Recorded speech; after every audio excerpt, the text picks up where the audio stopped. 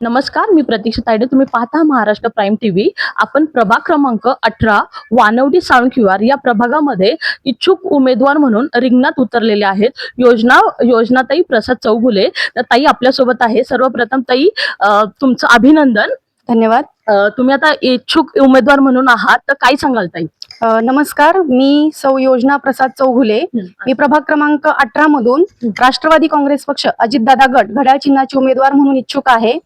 आणि सध्या मी जेव्हा प्रभागामध्ये फिरत आहे किंवा नागरिकांशी जो संवाद करत आहे, तर त्याच्यामधून मला बऱ्याचशा समस्या नागरिकांच्या त्या आता म्हणण्यापेक्षा मी पण स्वतः एक समस्यांनी त्रस्त झालेलीच नागरिक आहे. कारण माझं माहेर असेल किंवा सासर असेल हे वानवडीच आहे. त्याच्यामुळे या सगळ्यांचा अभ्यासपूर्वक विचार करून मी रिंगणात उतरली असं म्हणायला काही हरकत नाहीये.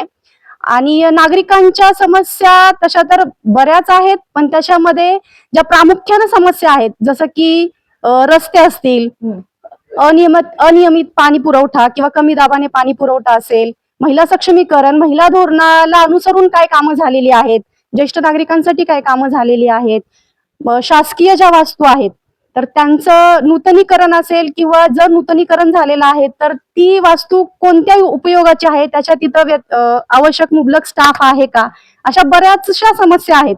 ज्या की ह्या सगळ्या समस्या घेऊन मी एक जागरूक नागरिक म्हणून आता मैदानात उतरलेली आहे. आणि माझं सर्वप्रथम हेच काम राहणार आहे की नागरिकांना, आपल्या मतदार बंधू भगिनींना जागरूक करून योग्य तो उमेदवार आपण निवडून द्यावा, असं माझं आव्हान असणार आहे सगळ्या मतदारांना.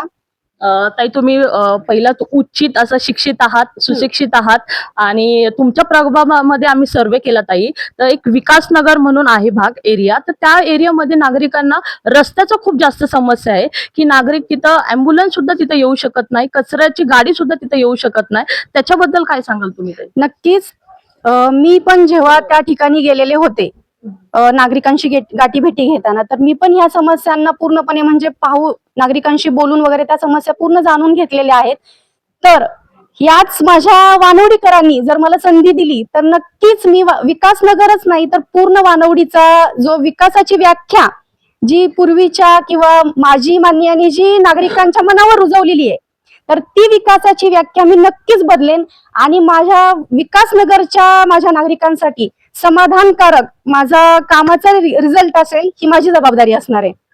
नक्की ताई, तुम्ही राष्ट्रवादी अजित पवार गट या ठिकाणी तुम्ही उमेदवार म्हणून आहात. आता तुम्हाला काय वाटतं, दोन्ही राष्ट्रवादीचं आता खूप चर्चा चालली, तर एकत्र लढवणार?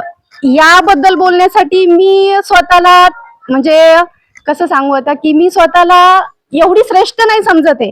जर जो काही निर्णय असेल पुण्याच्या विकासाच्या दृष्टीने असेल किंवा पुण्याच्या प्रगतीच्या दृष्टीने असेल, तर हा निर्णय पक्षश्रेष्ठी वरिष्ठ अगदी योग्य पद्धतीने घेतील असं मला वाटतं. अच्छा ताई, तुम्हाला पुढील भावी ह्याच्यासाठी खूप खूप शुभेच्छा. धन्यवाद. ताई. धन्यवाद.